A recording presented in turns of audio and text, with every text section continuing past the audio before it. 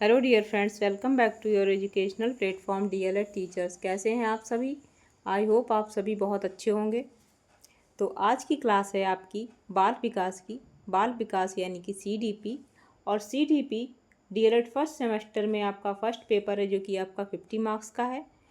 CDP में आज आपकी क्लास चैप्टर 4 चल रहा है और चैप्टर 4 का फर्स्ट पार्ट ऑलरेडी पढ़ाया जा चुका है। अगर वो क्लास आपने नहीं देखी है तो ज़रूर जाकर देखिए। अगर आपने हमारी पिछली एक भी क्लास सीडीपी की नहीं देखी है तो जाइए प्लेलिस्ट देखिए जाकर और अपने नोट्स बनाना स्टार्ट कर दीजिए, क्योंकि अब ज़्यादा समय नहीं बचा है आपके एग्ज़ाम्स में। तो अभी से तैयारी करेंगे तो अच्छे मार्क्स लेकर आप आ पाएंगे, ठीक है। और सबसे बड़ी बात मैं ये कहना चाहती हूँ, आप लोग देखते हैं कि चैनल पर सब्सक्राइबर्स बहुत कम हैं, इस वजह से आप लोग वीडियो स्किप कर देते हैं। तो ज़रूरी नहीं है अगर सब्सक्राइबर्स कम हैं तो टीचर भी कम होगा। कम का मतलब यहाँ पर ये नहीं है कि कम का मतलब यहाँ पर ये मत सोचिए कि कम का मतलब है टीचर को कुछ नहीं आता। ऐसा नहीं होता है। अगर सब्सक्राइबर्स कम है तब भी टीचर आपका काबिल हो सकता है, क्योंकि जब आप कोई भी वर्क स्टार्ट करते हैं तो एकदम से उसमें प्रोग्रेस नहीं हो जाती है। जैसे कि आपने डीएलएड में एडमिशन लिया है तो क्या आपने तुरंत अपने डिप्लोमा आपका आपके हाथ में आ गया? अभी आपको समय लगेगा ना, फोर्थ सेमेस्टर के एग्ज़ाम्स में। एग्ज़ाम्स के बाद भी 2-4 महीने लग जाएंगे आपकी मार्कशीट्स आने में। और जब मार्कशीट मिल जाएगी तब आपको टेट सी टेट ये सब कुछ क्वालिफाई करना पड़ेगा। उसके बाद आएगा आपका सुपर टेट। तब इतना जब सब कुछ करेंगे तब कहीं जाकर आप टीचर बन पाएंगे। तो ये मत सोचिए कि एक दिन में कभी कोई कुछ कर सका है, नहीं। तो जैसे वैसे ही आप लोग ये मत सोचिए कि इस चैनल पर सब्सक्राइबर्स कम है तो आपके टीचर अच्छे नहीं हैं। ऐसा नहीं है। पहले वीडियो देखिए, पढ़िए, ठीक है। अगर उसके बाद आपको समझ में नहीं आता तो बिल्कुल आप वीडियो स्किप कर सकते हैं। अगर हमारी वीडियो अच्छी लगती है तो वीडियो को लाइक कर दें और अपने फ्रेंड्स ग्रुप में क्या करना है, आपको शेयर भी करना है, ठीक है। और हमारे चैनल को सब्सक्राइब करना है, जिससे कि हमारे जो है न्यू वीडियोस आप तक पहुंचते रहें। और न्यू वीडियो आप तक जल्दी पहुंचे इसके लिए आपको क्या करना है, चैनल को सब्सक्राइब करने के बाद क्या करना है, बेल आइकन प्रेस कर देनी है, ठीक है। चलिए स्टार्ट करते हैं आज की क्लास। तो हमारी क्या चल रहा था, व्यक्तित्व मापन की विधियाँ, ठीक। तो प्रक्षेपी विधियाँ हम पढ़ चुके हैं अपनी इससे पहले की क्लास में। आज क्या पढ़ेंगे, आप प्रक्षेपी विधियाँ। चलिए आ जाइए।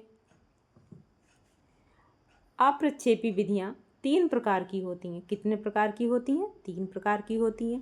पहली हमारी कौन सी है? आत्मनिष्ठ विधियाँ होती हैं। दूसरी कौन सी है? वस्तुनिष्ठ विधियाँ। और तीसरी क्या है? मनोविश्लेषणात्मक विधियाँ, ठीक है। चलिए अब देख लेते हैं कि आत्मनिष्ठ विधि क्या है। आइए, आत्मनिष्ठ विधि को आप इंग्लिश में क्या बोलेंगे? सब्जेक्टिव मेथड बोलेंगे, ओके। चलिए, इसे 4 भागों में बांटा गया है। आत्मनिष्ठ विधि जो है हमारी, उसको 4 भागों में बांटा गया है। पहली क्या है? आत्मकथा लेखन विधि। यह एक प्राचीनतम विधि है। इसमें व्यक्ति स्वयं के बारे में लिखता है, ठीक है। आत्मकथा क्या होती है? जिसमें आप स्वयं के बारे में लिखेंगे, किसी अन्य के बारे में नहीं। अन्य के बारे में लिखेंगे तो वो जीवनी कहलाएगी, ठीक है। जब स्वयं के बारे में, अपने जीवन के बारे में जो लिखेंगे, स्वयं लिखेंगे, तो वो क्या कहलाएगा? आपका आत्मकथा, ठीक। चलिए आगे बढ़ते हैं। प्रश्नावली विधि, ठीक। क्वेश्चनरी मेथड, ठीक है, इंग्लिश में इसको बोलेंगे।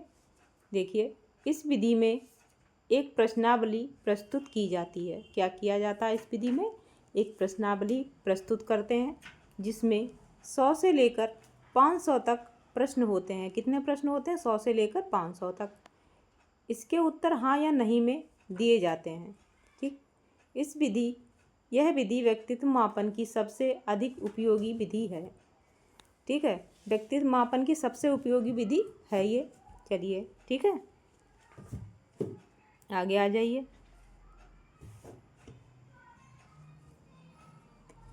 नेक्स्ट आपकी क्या है? व्यक्ति इतिहास विधि। व्यक्ति इतिहास विधि का प्रयोग मनोवैज्ञानिकों द्वारा मानसिक रोगियों, अपराधियों एवं समाज विरोधी कार्य करने वाले व्यक्तियों के लिए किया जाता है। व्यक्ति इतिहास विधि का प्रयोग किसमें किया जाता है? कोई मानसिक रोगी है, या फिर कोई अपराधी है, या फिर समाज विरोधी कोई कार्य कर रहा है, ठीक है। तो इस विधि का उपयोग कब करते हैं? इनके व्यक्तित्व को मापने के लिए इस विधि का प्रयोग करते हैं। उसके इतिहास के बारे में जानते हैं कि वो किस बैकग्राउंड से आया हुआ है। ठीक है, चलिए आगे बढ़ते हैं।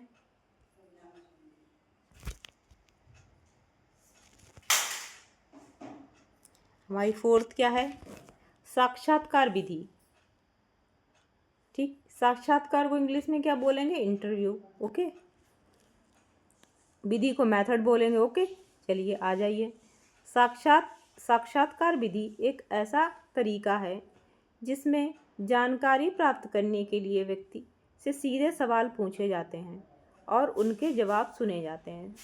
तो साक्षात्कार विधि क्या होगी? जैसे कि आपने कहीं गए इंटरव्यू देना, तो आप कोई जॉब के लिए गए, ठीक है, आपको इंटरव्यू देना है, तो वहाँ पे जो भी आपको मिलेगा, जैसे स्कूल में गए तो किसी प्रिंसिपल ने आपका इंटरव्यू लिया, वो आपसे क्वेश्चन पुटअप करेगा तो आप डायरेक्ट उसके आंसर देंगे। ठीक है, तो क्या ये कहलाएगा? साक्षात्कार विधि कहलाएगी आपकी ये।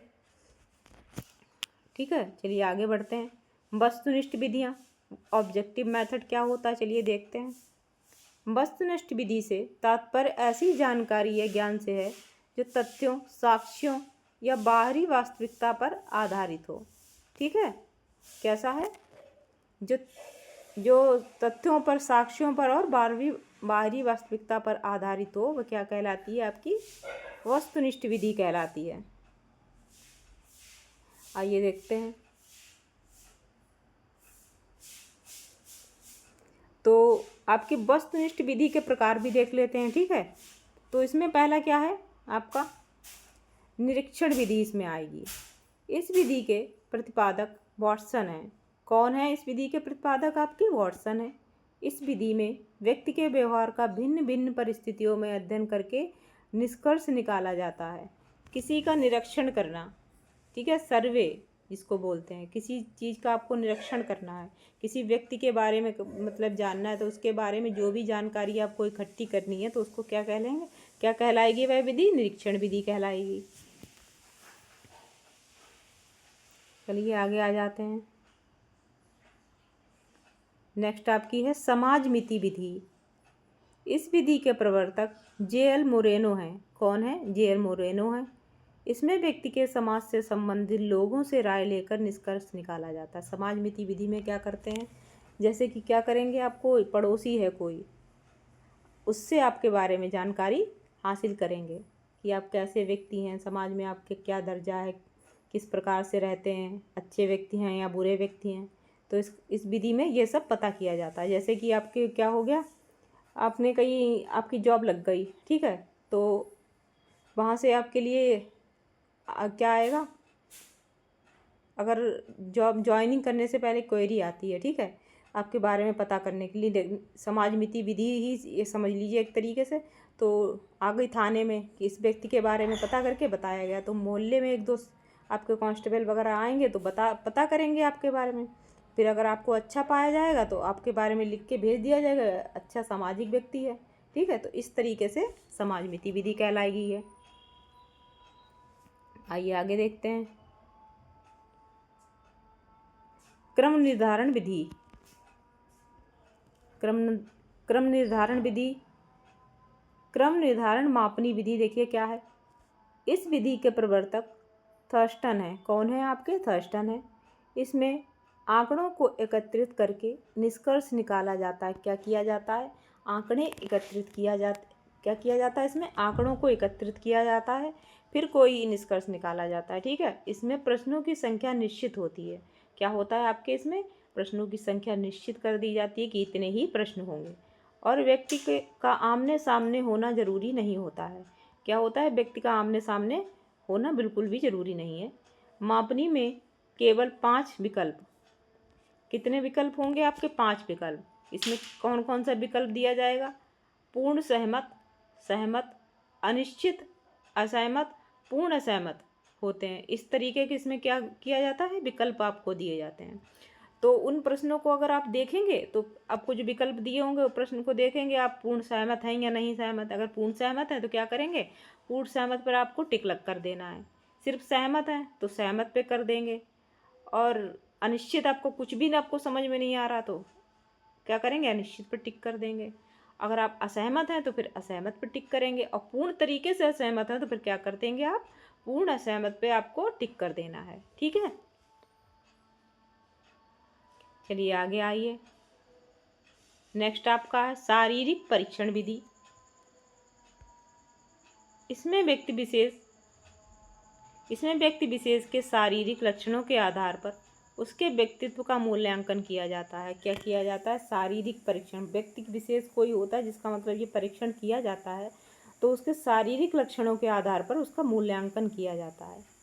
क्या किया जाता है, शारीरिक लक्षणों के आधार पर उसके व्यक्तित्व का मूल्यांकन करके पता किया जाता है कि व्यक्ति कैसा है। ठीक है, आइए आगे देखते हैं।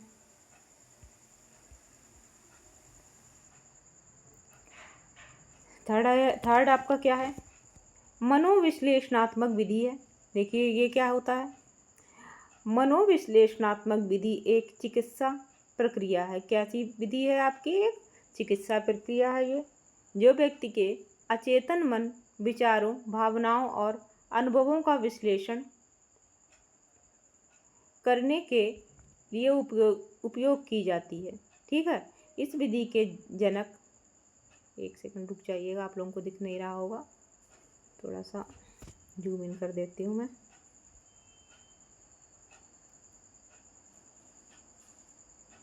तो इस विधि के जनक कौन है आपके, सिगमंड फ्राइड हैं, सिगमंड फ्राइड हैं। ठीक है, तो इसमें क्या होता है ना, इसमें ये किया जाता है कि आपके अचेतन मन में जो बातें हैं उनको जानने के लिए मनोविश्लेषणात्मक विधि का प्रयोग करते हैं।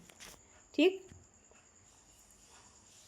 और कब करते हैं, जैसे कि कोई मानसिक रोगी है, ठीक है, तो किसके पास जाएगा, आपको मनोचिकित्सक के पास जाएगा, तो उस विधि का प्रयोग किया जाता है उसकी जो है रोगों के उपचार के लिए। ठीक है, उसकी भावनाएं, उसके अनुभव किस विधि से जानेंगे, मनोविश्लेषणात्मक विधि के द्वारा एनालिसिस करके निकाला जाता है कि व्यक्ति के अचेतन मन में क्या विचार, क्या भावनाएं और कैसे कैसे अनुभव हैं उसकी लाइफ में। ठीक,